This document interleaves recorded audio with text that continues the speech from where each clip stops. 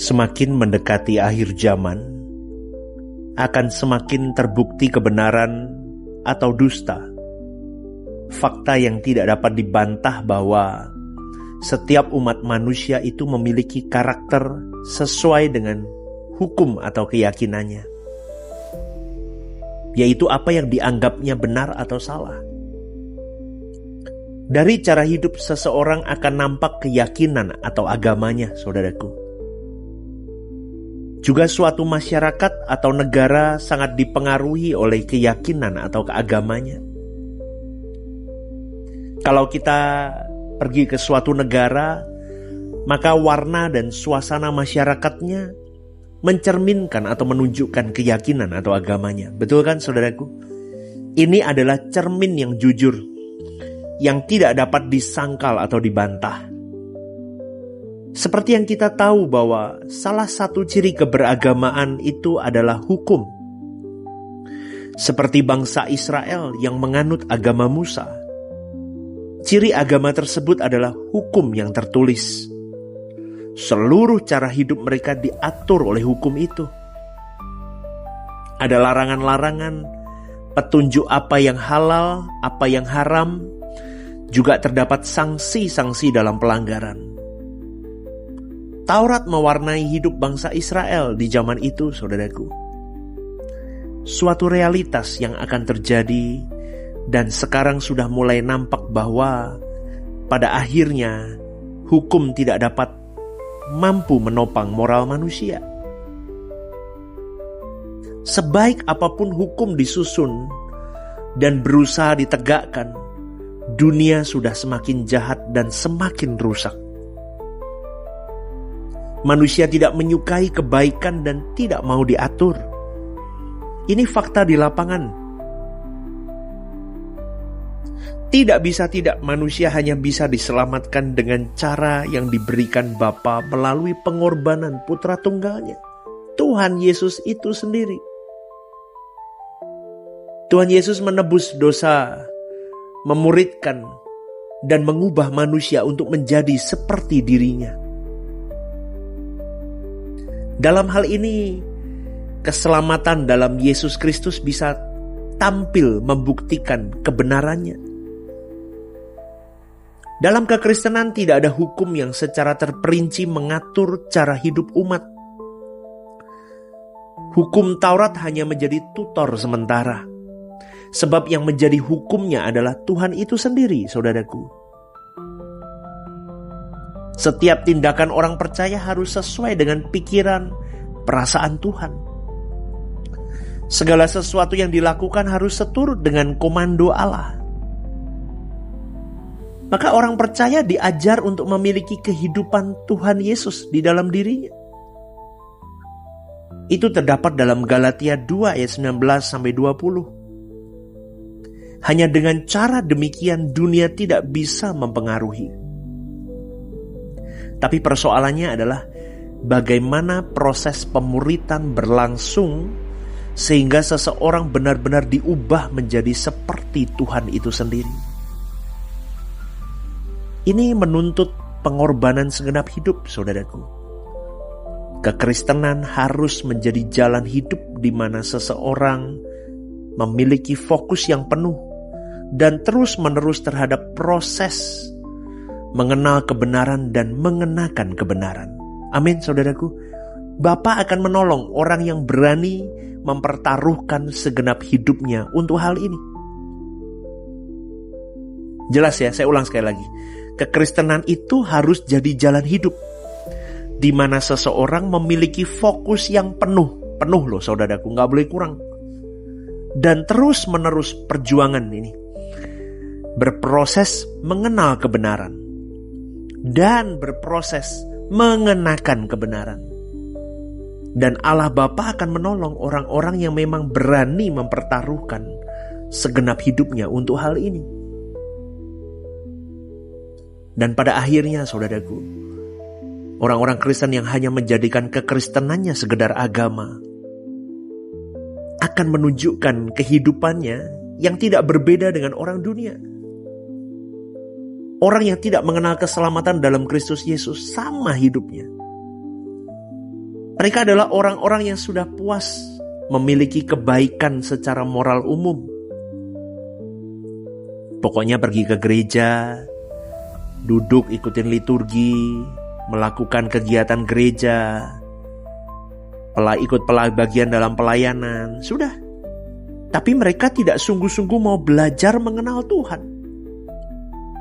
Padahal pengenalan tersebut sangat menentukan kesucian hidupnya, sehingga bisa luput dari hawa nafsu dunia yang membinasakan hidup mereka.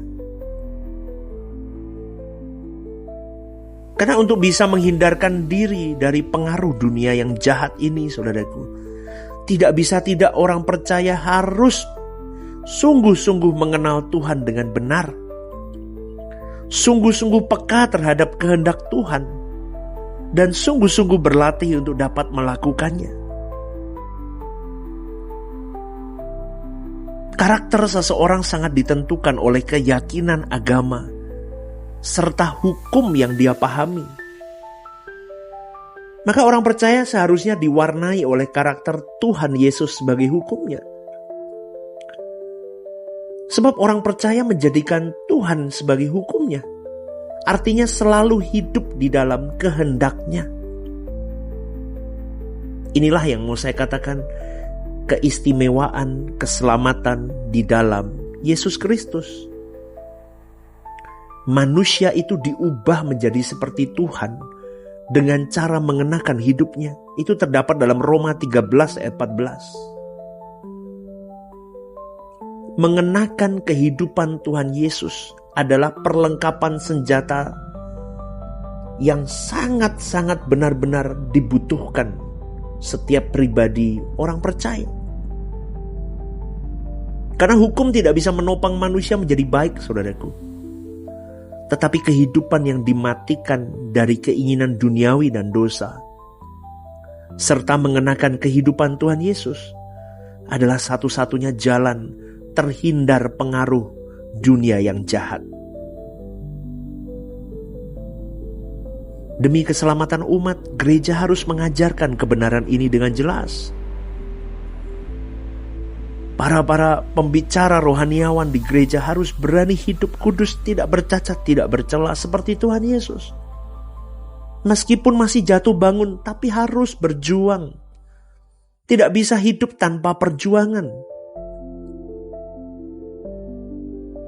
Gereja tidak boleh hanya jadi tempat untuk menyelesaikan masalah-masalah tentang dunia fana, hutang piutang, sakit penyakit ini dan itu, kemiskinan, dan masalah-masalah yang lainnya lagi. Bukan itu, saudaraku. Tapi masalah terbesar dalam hidup ini adalah ketika seseorang tidak mengenal kebenaran. Dan gereja harus menjadi tempat di mana umat itu mendengar, belajar kebenaran yang benar-benar benar. Karena dengan kebutaan terhadap kebenaran, maka seseorang berjalan di dalam lorong yang gelap, saudaraku. Dan ketika mereka berjalan di dalam lorong yang gelap itu, pasti mereka akan serupa dengan dunia ini.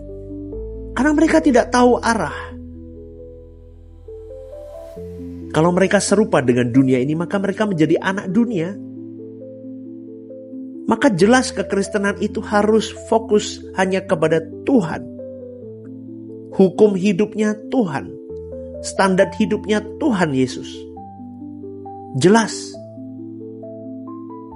Masalah terbesar dalam hidupnya adalah harus mengerti kebenaran dan hidup dalam kebenaran dan mengenakan kebenaran itu.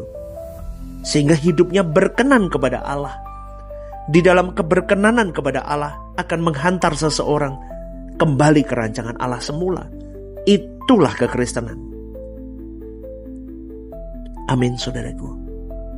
Maka masalah terbesar kita hari ini, ketika kita tidak mengerti kebenaran secara benar, ketika kita tidak mengenal kebenaran dengan benar, berhati-hatilah.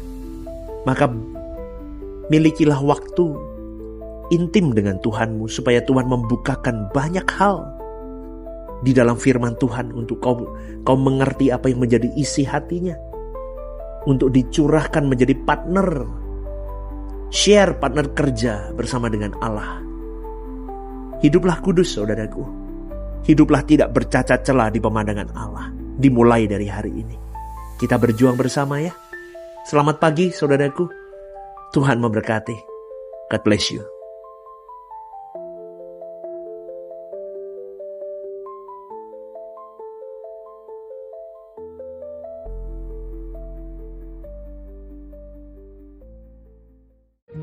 Ibadah Suara Kebenaran, setiap hari Rabu, jam 6:30 malam, di Gereja Sentral END Mall Lantai UG. Ibadah Raya setiap hari Minggu, jam 10 pagi, di Gedung Gereja Sentralan Mall Lantai UG, disertai ibadah anak dan teens. Home Usia Indah, setiap Jumat Minggu kedua, jam 5:30 sore, di Gedung Gereja.